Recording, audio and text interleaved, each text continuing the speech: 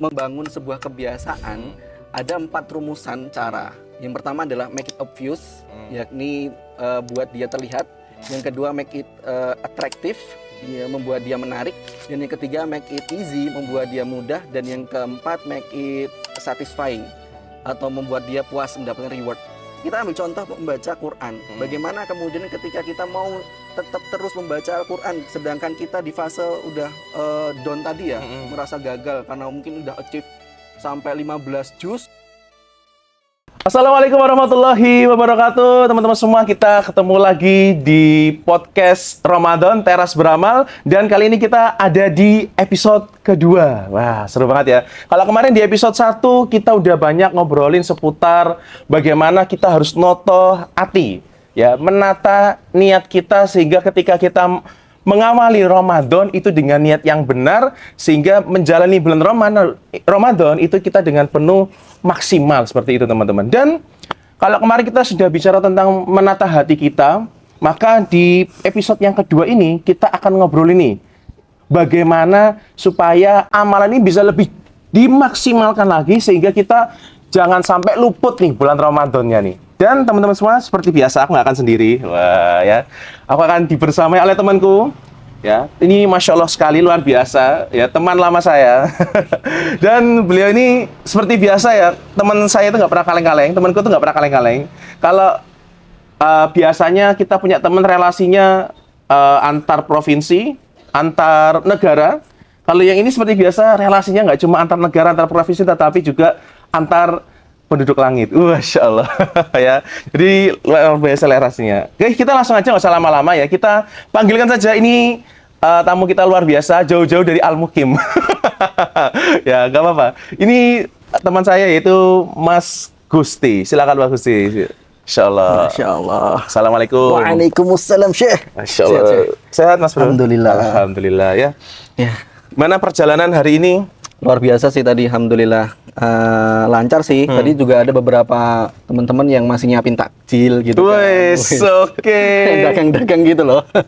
Ada yang jualan? Ada yang jualan. Ada yang jualan. Gitu. Wah, Tapi oke. tadi agak ke ini sih, ke kemacetan itu aja sih. Cuman alhamdulillah sampai sini dengan lancar. Memang lawannya adalah orang-orang yang bertakjil ya. Iya, apalagi ada orang nonis. Ya, Oh, yang ikut takjil. Takjil. Pakai jilbab. Iya lagi. Ya kan? Oke, apalagi nih kita udah masuk di pekan kedua ya. Iya, Jadi betul. war-nya nampaknya semakin panas ya. Kalau di awal-awal mungkin mereka masih mempersiapkan, masih mengatur strategi, masih mencari mana-mana yang buka takjil. Nah, sekarang udah mulai war-nya nih, lagi rame-ramenya nih. Oke. Betul. Siap nih, Mas Gusti. Iya. Oke, kita nampaknya sudah lama nggak ketemu. Ya, kita karena ini ketemu lagi. Kita coba ngobrol. Apalagi ini pas banget nih di bulan Ramadan, pekan kedua. Iya. Ya kan? Di mana kadang, nggak tahu nih kalau kalian ya. Kadang kalau di awal kita tuh masih on fire-nya nih, masih semangat.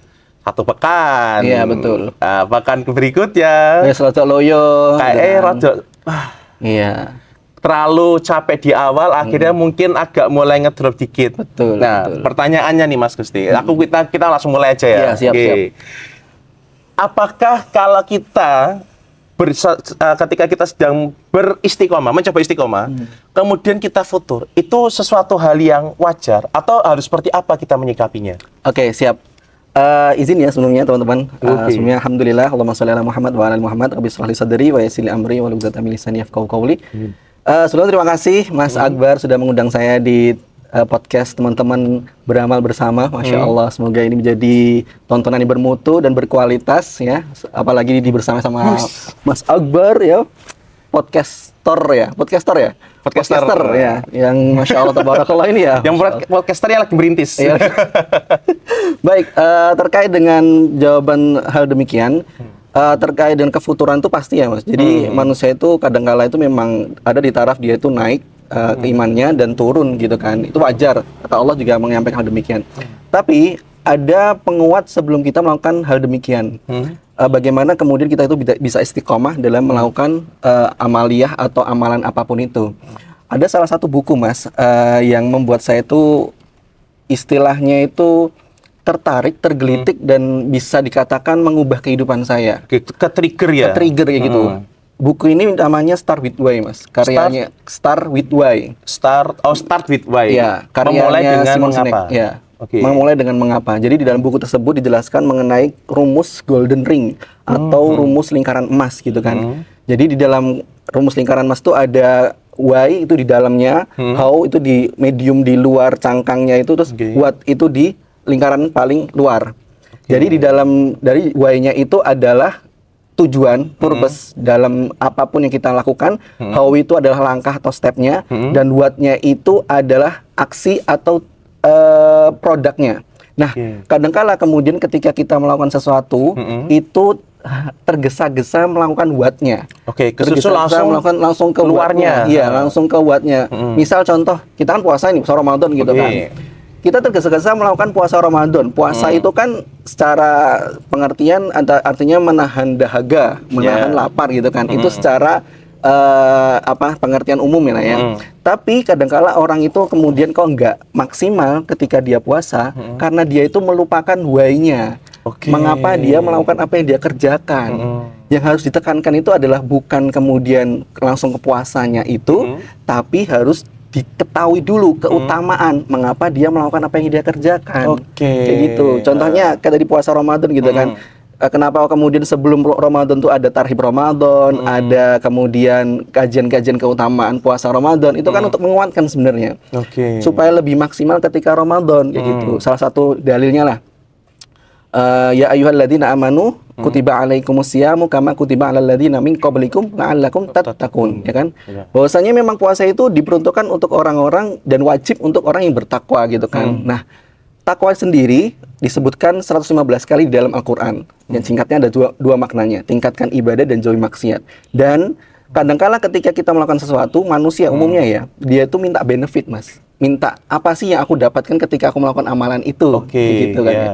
Mas aja kerja gitu kan nggak mulu-mulu hanya sekedar kerja kan, tapi mendapatkan upah dari atau bayaran dari Mas kerja kan. Sama dengan ketika kita tuh beribadah, nggak langsung kita ke puncak keikhlasan karena Allah, nggak kayak gitu. Jadi kalau kata Buya Hamka itu kita ada fasenya, ada fase kewajiban dulu, kebutuhan, kemudian baru cinta atau ikhlas tadi. Nah, puasa ini kan awalnya Allah berikan sebuah benefit bahwasanya barang siapa yang berpuasa tadi adalah golongan orang bertakwa. Takwa di sendiri menurut saya, menurut keyakinan saya, takwa sendiri dijelaskan di dalil lain, wa may yattaqillaha yaj'al lahu makhraja wa yarzuqhu min haitsu la yahtasib. Barang siapa yang bertakwa kepada Allah, maka Allah akan memberikan makhraja, kemudahan kelancaran dalam aspek kehidupan fid dunya wal akhirat. Wa yarzuqhu min haitsu la yahtasib, dan rezeki yang tak disangka-sangka. Dan ketika saya sudah melakukan asbab takwa tadi dengan berpuasa, insya Allah nanti Allah akan memberikan benefitnya, yang dimudahkan, dilancarkan dan lain sebagainya itu. Itu salah satu contohnya ya Mas. Jadi kita sebelum melakukan hal apapun itu amal yaumnya, kita harus menguatkan dulu pondasi why-nya dulu. Kita dapat apa sih ketika kita melakukan amalan ini kayak gitu kan. Nah, setelah kita merasa di puncak kewajiban kemudian ke kebutuhan, kan kita udah masuk kebutuhan karena setelah kita melakukan puasa tadi, awalnya kita merasa wajib, terpaksa dulu kan ya. Wajib, waduh, kewajiban. Tapi ketika kita sudah mengetahui tunggangan dalil atau benefit yang kita dapatkan dari Allah tadi, maka kita akan mendapatkan yang Allah janjikan itu. Dan di situ kita akan merasa di fase kebutuhan. Jadi kita akan merasa butuh. Aku kalau nggak poso, Allah nggak bakal kasih ini. Nah, kemudian setelah dibutuh itu, masuklah ke tahap terakhir, yakni cinta. Karena apa? Karena apa yang kadang kita minta sama Allah, Allah kasihkan lebih, Mas. Oh iya, kan? Betul. Kadang-kala kenapa para ulama, orang-orang salafus saleh itu mencintai Allah? Karena memang ketika mendapatkan kenikmatan itu di luar apa yang dia minta. Maksudnya di luar ekspektasi yang dia minta. Misal, ya Allah aku minta mobil Avanza, dapatnya Porsche gitu misal. Kita nggak tahu kan gitu kan ya. Karena dan taraf cinta itu ya itu tadi, ketika Allah sudah memberikan apa yang kamu butuhkan dan kita sudah merasa nikmat dan kita merasa sayang banget sama Allah.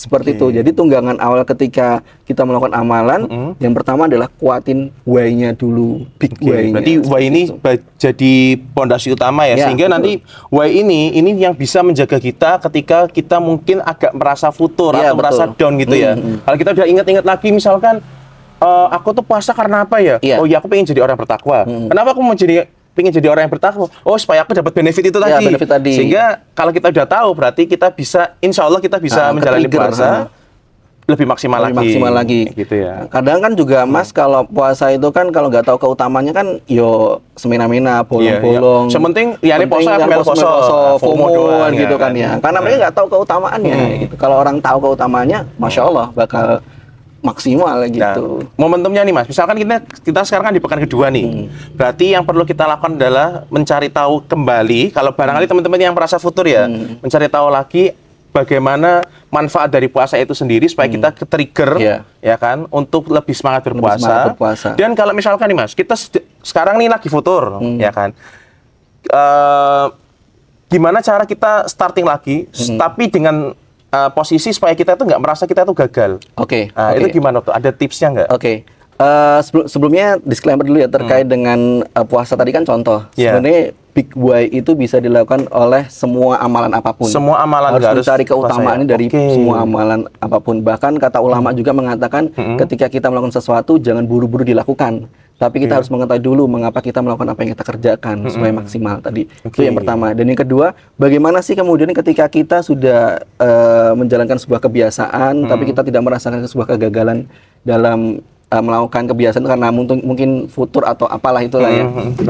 Ada salah satu buku yang menurutku juga bagus, namanya Atomic Habit. Oke, Atomic Habit itu James Clear itu ya. Nah, itu mungkin karyanya orang ini ya, orang luar ya, teman. Itu adalah salah satu trigger di zaman sekarang relevan menurutku karena atomic sendiri kan dari kata atom kan, dari kata 1% bertumbuh habits, mencapai sebuah habit kebiasaan. Dan dari buku tersebut yang tebalnya segini tuh aku cuma mendapatkan satu konklusi, satu pembahasan yang cukup menarik sih. Jadi untuk membangun sebuah kebiasaan ada 4 rumusan cara. Yang pertama adalah make it obvious, yakni buat dia terlihat. Yang kedua make it attractive, dia membuat dia menarik.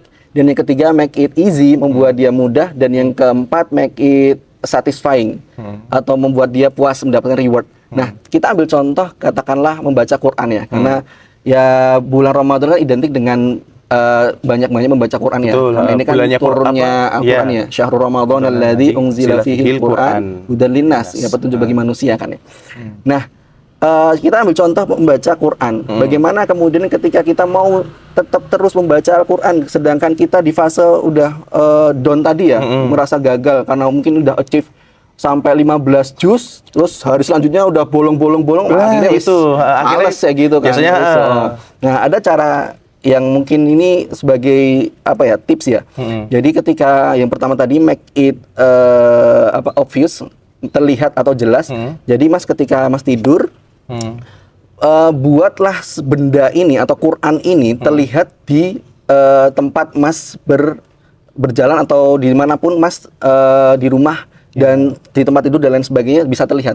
Jadi misal nih, ambil contoh ketika tidur kan biasanya di samping ada rak, kayak rak buat buku atau alat untuk kita naruh barang sesuatu lah ya, handphone, kemudian buku dan lain sebagainya ya gitu. Nah, taruhlah Al-Quran tuh di samping Masnya aja. Yang pertama itu berusaha untuk benda itu terlihat, Quran itu terlihat dulu. Dan hindari distraksi kayak handphone, kemudian game player atau apapun itu, hindari yang mendistraksi untuk membuat Mas jatuh ke lembah tadi, kefuturan tadi gitu. Jadi itu dihindari dulu. Kalau kata saya tutup kerannya. Jadi tutup kerannya dihindari dulu. Nah, pertama ditaruhlah di sebelah kanannya, kemudian setelah itu terlihat, dan selanjutnya adalah make it attractive. Make it attractive atau apa? Menarik. Buat dia itu menarik. Menarik itu adalah apa? Menarik itu adalah ketika Mas membaca Quran, bacalah sesuatu yang Mas senangi dulu. Mas senangi dulu, kemudian terkait dengan misal Quran surah Al-Mulk, Al-Kahfi yang muda-muda dulu atau juz 30 dan lain sebagainya. Supaya kita tuh terbiasa untuk kemudian mengembalikan habit kita dulu. Yang kedua itu atraktif, buat dia menarik. Jangan kemudian kita paksakan ya, paksakan untuk langsung ke surat-surat yang kadang-kala kita tuh masih gambling, masih bingung. Surah Maryam lah atau surah Hud. Wah, aku padahal Quranmu cilik semene kan gitu kan ya. Kipiye bingung ah. Oke. Cari pembacaan-bacaan yang memang itu relevan dan itu Mas suka kayak gitu. Ya, yang Atraktif. Yang ketiga adalah make it easy, mudah gitu. Mudah itu adalah di mana ketika Mas membaca itu Mas bacalah Mas membaca jangan buru-buru langsung 5 halaman, 6 halaman kayak gitu.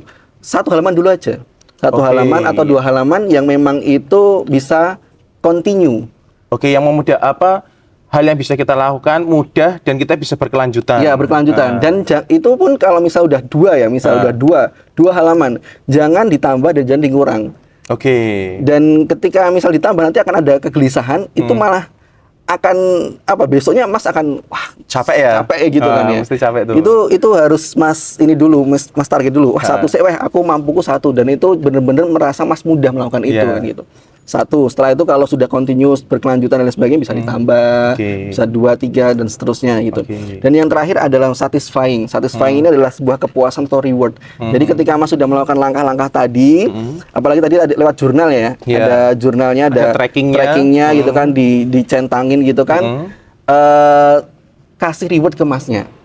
Jadi ketika Mas sudah misal nih 1 juz selesai, misal ya target Mas 1 juz selesai kayak gitu, Mas harus memberikan reward kepada diri Mas sendiri. Oke, self reward nggak apa-apa ya. Self reward nggak apa-apa. Kalau saya sendiri jujur ya teman-teman, kalau saya sendiri self rewardnya adalah makan enak teman-teman. Oke. Kalau saya itu kebutuhan, Mas. Makan enak kalau saya. Satu makan enak. Apalagi bulan Ramadan kan banyak jajanan kan ya. Jadi memang itu nggak apa-apa ya teman-teman. Tapi kebanyakan Gen Z itu adalah self reward setiap hari. Nah, gitu kan. itu dia. Setiap hari jajan.